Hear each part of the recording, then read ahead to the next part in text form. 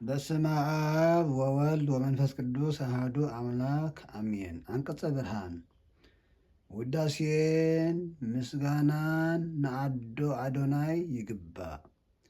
ቅድስቲ ንእቲ ምስግንቲ ብርኽቲ ክብርትን ልዕልትን ደገ አፍ ብርሃን መዓርግ ሕይወትን ማህደረ መለኮትን ቅድስተ ቅዱሳን ኦ ወላዲተ አምላክ እመቤትና እስኺ ኢኺ ድንግል ማርያም ስምረተ አብን ማህደረ ወልድን ናይ ቅዱስ መንፈስ ምጽላልን ተባሂልኪ ኦ ካብ ኩሉ ፍጥረት ዝተባረኽኪ ከክንዲ ኣብ ሰማያት ዘሎ ኣርያም ኣብ ልዕሊ ምድሪ ኣርያም ዝኾንኪ እስኺ ኢኺ ቅዱሳን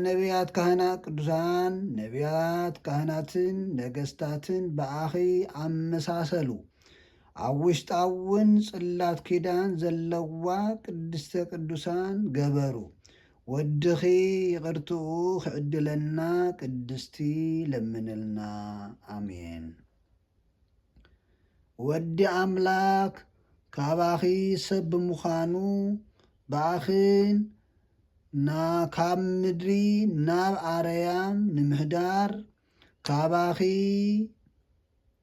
ወዲ ኣምላኽ ካባኺ ሰብ ብምዃኑን በኣኽን ካብ ምድሪ ኣብ ኣርያም ንምሕዳር ዝቐረብና ኾንና በኣኽን ብስም ወድኽን ዝቐረብና ኾንና ብጐይታ ኩሉ ፍጥረት ኣጻብዕቲ ዝተጸሓፋ ብጐይታ ኩሉ ፍጥረት ኣጻብዕቲ ዝተጸሓፋ ዓሰርቱ ቃላት ወዲ ኣምላኽ ኣባኺ ሓደረ ኣብ ብየማኑ ኸደነኪ ቅዱስ መንፈስ እውን ጋረደኪ ሓይለ ልዑል ከዓ ኣጽንዓኪ ኢየሱስ እውን ስጋኺ ለበሰ መጽሓፍ ፈልፈለ ማየ ሕይወት ካብ ከርሱ ይውሕዝ ኢሉ ከም ዝበሎ ዝጸምኦ ናባይ መጺኡ ይስተ እናበለ ዓዊሉ ተናገረ። ወድኺ ይቕርትኡ ክዕድለና ቅድስቲ ለምንልና አሜን። ኣብ ኣቐዲሙ ብኣጽባዕቲ እግዚኣብሔር ዝተጸሓፋ 10 ቃላት ብዝኾና ብዓሰርቱ ቃላት ብዝኾነት ብየውጣ ነገረና ወድኻ ዝኾነ ጐይታናን መድኃኒናን ኢየሱስ ክርስቶስ እውን እስኻ በይንኻ ኣቦኡ እሱ በይኑውን ወድኻ ከም ዝኾነ መሃረና ኣብ ምድሪ ኣቦ ኣብ ሰማያት እውን ኣዶ ከምዘየብሉ ከምዚ ንኣምን ብዘይ ኣብ በይኑን ብዘይ ናይ ጽድቂ መንፈስ ጰራቅሊጦስን ምምጽኡ ዝፈልጥ ከሃለወ ካብ ሰማያት ዝወረደ ኣብ ማሕፀንኪ ሓደረ 9 ወርሒ እውን ተሸኪምክዮ ብልደት ወድኺ ሰማያት ብ9 እውን ተሸከምክዮ ብልደት ወድኺ ሰማያት ደስ በሎ ምድሪ እውን ተሓጐሰት መልኣኽ ደስታ ኣብሰረ ናይ ሰማይ ሰራዊት እውን ኣብ ሰማያት ክብሪን እግዚኣብሔር ኣብ ምድሪ እውን ሰላም ፍጹም ፍቕሩ ንወዲ ሰብ እናበሉ ኣመስገኑ ጓሰት እውን ኣብ ቤትልሔም ብዝረአይዎን ብዝሰምዕዎን ተደነቑ ሰብአ ሰገል ኮኸብ ሪኦም ናብ ወድኺ ክሰግዱ ንዓኺ እውን ከመስግኑ ካብ ርሑቕ ሃገር መጹ ካብ ምብራቕ ዝመርሖምን ናብ ቤተልሔም ዘብጽሖምን እዚ ኮኸብ እዩ እስኺ ምስ ህፃንኪ ኣብ ዘለኽሉ ድማ ቆመ እቶም ሰብአ ሰገል ድማ ነዚ ሪኦም ዓብዪ ታሕጓስ ተሓጐሱ ናብኡ ኣተዉ ኣብ ቅድሚኡ ድማ ቆሙ ናብ ምድሪ እውን ወዲቖም ሰገዱሉ ሳጹኖም ከዓ ኸፈቱ ህያብ ዝኸውን ወርቂ ኸርበን ስሕንን ኣቕረቡሉ ከምዚ ድማ በሉ ንኽቡር ስምካ ዝኸውን ካባኻ ካብ ዝተረኸበ ዕጣን ኣቕረብናልካ ህያብ እውን ሃብናካ ኦ ኣምላኽና ምእንቲ ኃጢአት ህዝብኻ መስዋዕቶምን ልመናኦምን ክትቅበል ኃጢአቶምን ክትሓድገሎም ዝመጻኻ ኢኻ እሞ ወድኺ ይቅርትኡ ክዕድለና ቅድስቲ ለምንልና ዋግኡ ብዙሕ ብዝኾነ ብዘብለጭልጭ ዕንቁ ባህሪ ተለቢጡ ዝተሰርሐ ብወርቂ እውን ዝተንቆጥቆጠ ካብ ዘይነቅፅ ዕንፀይቲ ከም ዝተሰርሐ ከም ታቦት ኣብ ውሽጢ ቤተ መቅደስ ዝነበርኪ ዝተመረፅኪ ድንግል ካብ ንጹሃን እትበልፂ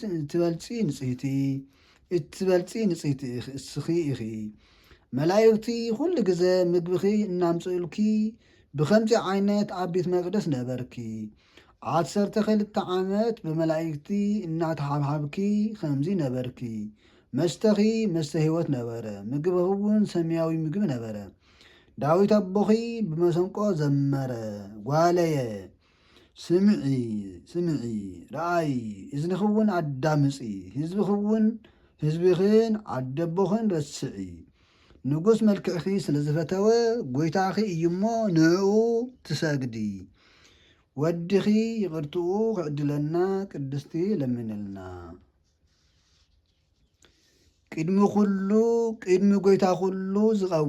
ቅድሚ ጎይታ ኩሉ ዝቐውም ካብ ቀዳሞት መላእክቲ ነውር ዘየብሉ ካብ ንጹሃን መላእክቲ ዝኾነ ገብርኤል መልኣኽ ኣብሰረኪ እግዚኣብሔር ምሳኺ እዩ እሞ ደስ ይበለኪ ካብ ኣንስቲ ዝተባረኽኪ እስኺ ኢኺ ኣብ ጎይታ ኩሉ ሞገስ ረኸብኪ ሕዚ ድማ ክትፀንሲ ወዲ እውን ክትወልዲ ኢኺ ስሙ እውን ኢየሱስ ክትብልዮ ኢኺ እሱ ዓብዪ እዩ ወዲ ልዑል እውን ይበሃል እግዚኣብሔር ኣምላኽ ድማ ናይ ኣቦኡ ናይ ዳዊት ዙፋን ክህቦ እዩ ንያዕቆብ ወገን ንዘለዓለም ክነግስ እዩ ንመንግስቲ እውን መጨረሻ የብሉን መንፈስ ቅዱስ ናባኺ ይመጽእ ሓይሉ ልዑል እውን ይጋርደኪ እቲ ካባኺ ዝወለድ ከዓ ቅዱስ እዩ ጎይታ ኩሉ እውን ይበሃል ወድኺ ይቅርትኡ ክዕድለና ቅድስቲ ለምንልና አዳራሽ ምስጋና መቅደስ ቅድስተ ቅዱሳን መጋረጃ ብርሃን ዘይምርመድ መንበር ክብሪ ዝኾንኪ እስኺ ኢኺ ኦ ቅድስቲ ማርያም ቅዱስ መንፈስ ናባኺ ስለ ዝመፀ ሓይሉ ልዑል እውን ስለ ዝጋረደኪ ብመቅደስ ቅድስተ ቅዱሳን ኣመሳሰልናኪ መጋረጃ ብርሃን ዝበልናኪ ድማ ላዕላዋይ ዝኾነ ጎይታ ኩሉ ቃል ኣብ መድኃኒና ኢየሱስ ክርስቶስ ኣብ ማህፀንኪ ስለ ዝተሰወረ እዩ እስ እውን መላእክቲ ኣህሉቅ መላእክቲ መናብርቲ ስልጣናት ኣጋእዝቲ ሃይላት ሊቃናትን መኳንንትን ዘመስግንዎ እዩ ኣብ ምድሪ ኣብ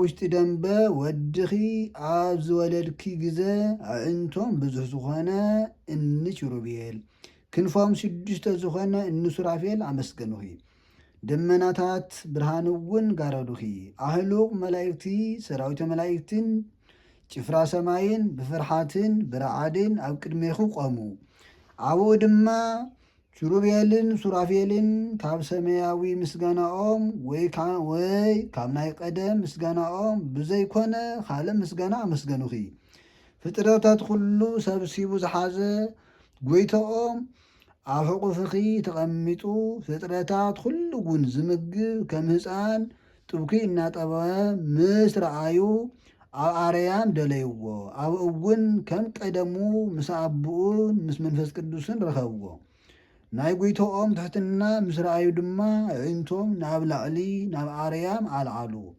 ክንፎም ዘርጊሖም እውን ኦ ጎይታ ኩሉ ኣብ ሰማያት ክብሪ ንኣኻ ይግባእ እናበሉ ንጎይቶኦም ኣመስገኑ ካልኣይ እውን ንኣኺ ንበይንኺ ምስ ህፃንኪ ኣብ ውሽጢ በዓቲ ረኣይኹሞ ሰላም ኣብ ምድሪ ይበሉ ካባኺ ዝተዋሃዶ ስጋና ለቢሱ ምስ ረኣዩ ደግ ድማ ንሰብ ኣፍቀሮ እናበሉ ሰገዱ ነቢይ ዳዊት ጎይታ ኩሉ ካብ ሰማይን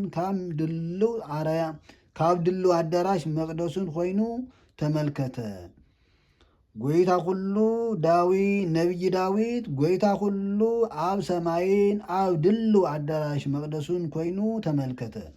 ንወዲ ሰብ ኩሉ እውን ረአየ። ንጉስ መልክዕኺ ፈተወን ዘለዓለም ምዕራፈይ እዚያ እያ ስለ ዘመረፅክዋ ኣብኣ ክሓድር እየ በለ እናበለ ብመዝሙር ተናገረ። ወድኺ ይቅርትኡ ክዕድለና ቅድስቲ ለምንልና። ቅድስቲ ንዕድቲ ምስግንቲ ብርኽቲ ክብርትን ልዕልትን ኣብ የማኑ ምስ ዘለው ብእምነትን ብፍቓድ ልብን ካብኡ ንዝበልዕን ብኡ ንዝኣምንን ኩሉ ህይወት ዝህብ ካብ ሰማያት ዝወረደ ህብስቲ ህይወት ኣብ ውሽጣ ብዘለዋ መሰብ ወርቂ ኣመሳሰልናኪ። ወድኺ ቅርትኡ ክዕድለና ቅድስቲ ለምንልና። ማይቶት ዘይብርህላ ናይ ብልሃተኛ ሰብ ኢድ ዘይሰርሓ ወርቂ ቀንዲል እስኺ ኢኺ። ካብ ብርሃን ዝተረኽበ ብርሃን ናይ ኣብ ብርሃን ባዕሉ ናባኺ መጺኡ ኣባኺ ነበረ እምበር ብመለኮቱ ድማ ናብ ዙርያ ዓለም ኩሉ ኣብረኸ። ንጸልማት ካብ ልዕሊ ሰብ ቀንጢጡ ናብ ዓለም ብርሃኑ ናይ ዓለም ብርሃኑ ኣነ እየ። ብብርሃኑ እመኑ ብርሃን እናሃለወልኩም እውን ተመላለሱ እናበለ ብመሕየዊ ቃሉ ከዓ ኣድሓነና። ወድኺ ይቅርትኡ ክዕድለና ቅድስቲ ለምንልና። ካብ ጎይታ ኩሉ ዝተረኸበ ጎይታ ኩሉ ካብ ብርሃን ዝተረኸበ ብርሃን ካብ ሓቀኛ ጎይታ ኩሉ ዝተረኸበ ሓቀኛ ጎይታ ዝተወለደ እምበር ዘይተፈጠረ ምስ ኣቦኡ ባህሪኡ ማዕረ ዝኾነ ኣብ ሰማይን ኣብ ምድርን ዘሎ ኩሉ ብኡ ዝኾነ ምእንታና ምእንቲ ሰባትን ምእንቲ ድህነትናን ካብ ሰማያት ዝወረደ ካብ ቅድስቲ ድንግል ማርያም ስጋ ተዋሂዱ ሰብ ኮነ። ብምምፀኡ እውን ኣብ ልዕለና ኣብርሀ ሓጎስን ደስታን ኣብሰረና። ናብ ኣቦኡ እውን ኣቕረበና መንገዲ ህይወት እውን መርሐና። ንዕኡ ብምእማን ዝርከብ ናይ ዘለዓለም ህይወት ሃበና። ነቢይ ኢሳይያስ ካብ ትእዛዝ ኢየሱስ ተልዓለ ብትንቢት ተደኒቑ ትእዛዝካ ኣብ ምድሪ ብርሃን እዩ በለ። ትእዛዝ ጎይታ ኩሉ ትፍጽም ጻድቕ ንጹሕ ሽማግለን ካህንን ዝኾነ ዘካርያስ ኣድነቐ ተደመ። ኣፉ ከፊቱ እውን ካብ ኣርያም ብዝሓሰበና ብኣምላኽና ምሕረትን ይቅርታን በለ። ኣብ ጸልማትን ኣብ ጽላሎት ሞትን ንዝነብሩ ብርሃን ከርእዮም ተወለደ። ንኽምሕረና እውን ኣይጋርና ናብ መንገዲ ሰላም ኣቕንዐ። ወድኺ ቅርትኡ ክዕድለና ቅድስቲ ለምንልና። ኦ እመቤትና ማርያም ጸሎት ኩሎም ቅዱሳን ምእመናን ካብ ምድሪ ብማዕጠንቶም ዘዕርጉ ኣብ ኣእዳው ሰማያውያን ሊቃነ ካህናት ብዘሎ ወርቂ ማዕጠንቲ ነመሳስለኪ። ከምኡ ድማ ብስምኪ ልመና ናይ ሰብ ልመና ናብ ማሕደሪ ስሉስ ቅዱስ ኣብ ወልድን መንፈስ ቅዱስን የዕርጉ። ሓጢኣት ህዝብኺ ክተስተስሪ ካብ ኣብ ካብ ወልድን ካብ መንፈስ ቅዱስን ስልጣን ተዋሃበኪ። ንደቂ ሰባት ንዘለዓለም ህይወት ድልል ክትኾኒ ኦ መድኃኒተ ኩሉ ዓለም ንምእመናን ህዝብኺ መድኃኒቶም ምዃን ንዓኺ ይግባእ። ወድኺ ይቅርትኡ ክዕድለና ቅድስቲ ለምንልና። ካብ ክንዲ ናይ ገነት ዕፀ ህይወት ኣብ ምድሪ ዕፀ ህይወት ዝኾንኪ ዕፀ መድኃኒትን ዕፀ ህይወትን ብሩኽ እፅ እስኺ ኢኺ። ፍረኸውን ፍረ ህይወት እዩ። ካብኡ ዝበልዐውን ናይ ዘለዓለም ድሕነት ይድህን። ዳዊት ብመዝሙር ካብ ክዳውንትኺ ዝተረኸበ ኸርቤ ሚዓን ሰሊኽን እናበለ ዝተነበየሉ ብዓለም ዙርያ ኩሉ ብዝፈልጥዎ ጽቡቕ መዓዛ ዝሸትት ዕምበባ ካባኺ ተረአየ። ሰሎሞን ኣቦኺ ተነበየ በለ ድማ መዓዛ ኣፍንጫኺ ከም መዓዛ ስሕን እዩ። ሃፍተይ መርዓት ዕፅውቲ ገነት ኢኺ። ዕፁብቲ ገነት ሕትምቲ ፍልፍል ኢኺ መንገዲኺ ገነት ምስ ፍረ ወይኒ ሽቱ ምስ ናርዶስ ምስ ምፅሪ ቀጺመታትን ቀናንሞስን ምስ ኩሉ ኣእዋም ሊባኖስ ከርቤን ኣለውን ምስ ኩሉ በኹሪ ሽታምቱ ካብ ሊባኖስ ዝውሕዝ ዓይኒ ገነት ፍልፍል ማይ ህይወት ኢኺ ወድኺ ይቕርትኡ ክዕድለና ቅድስቲ ለምነልና። ኣብ ቤት መቅደስ ማይ ከየስተይዋን ከይተኸልዋን ዝበቖለት በትሪ ኣሮን ነበረት። ንካህናት ድማ ድልውቲ ገበራ። እስኽውን ከማኣ ኣብ ቤት መቅደስ ብቅድስናን ብንጽህናን ነበርኪ። ካብ ቤት መቅደስ ድማ ብክብርን ብዓብዪ ሓጎስን ወጻኺ። ካባኽውን ሓቀኛ ፍረ ህይወት ዝኾነ ጎይታናን መድኃኒናን ኢየሱስ ክርስቶስ ተወለደ። ኦ ቅድስቲ ንመልኣኽ ከምዚ ጠየቅክዮን መንፈስ ቅዱስ ናባኺ ክመጽእ እዩ ሓይሊ ልኡልውን ክጋርደኪ እዩ ከምዝበለኪን ብዘይሩካቤ ወዲ ረኸብኪ ወድኺ ይቕርትኡ ክዕድለና ቅድስቲ ለምንልና። ብስም ወድኺ ንዝኣመና ተባዕትዮን ኣንስትዮን ባሮትኪ ናብ ወድኺ ክትልምንልና ንዓኺ ይግባእ። ኦ ምልእተ ጸጋ ኦ መሓዘ ታሕጓስ ናይ ሓጎስ ወሃዚት ኣዕንቶም ብዙሕ ካብ ዝኾነ ካብ ኪሩቤል ክንፎም 6 ካብ ዝኾነ ካብ ሱራፌል ዝበልጽ ግርማ ሞገስ ኣለኪ። እሳቶም ብመስቀል ምልክት ካብ መለኮት ወድኺ ካብ ዝወፅእ እሳት ንኽድሕኑ ገጾምን እግሮምን ይኸድኑ። እስኺ ግን ማህደረ መለኮት ኮይንኪ ግን እሳተ መለኮት ኣየቃጸለክን። ሃልሃልታ